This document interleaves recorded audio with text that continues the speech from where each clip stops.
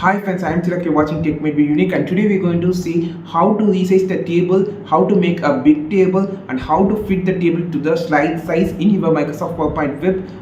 I'm just going to show you this video, and if you are new to this channel, make sure to click on subscribe and below. We just quickly move on to the video. So how to make a big table in Microsoft PowerPoint web, how to fit the table into the entire page. I'm just going to show. So first of all, I just open a page here, going to insert a table. The table can be 3 into 3 or 4 into 4 like this. So now I'm just going to customize the color of the table, so it will look like green, so it's look like green.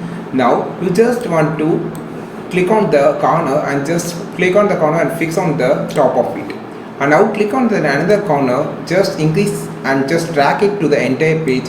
That's it. Now you can see the page is fulfilled with the table. This is how you just make a big table of fitting the table to the entire page. And here you can just change the color of the table, and you can just change the border, or you can just change the theme color, and also the border weight can be also changed by using this particular option. So there is a table design and table layout tools to have the more customization of the table. So you can just fix it, and you can just change the color also, so which also use, and you can just go to the entire page like this.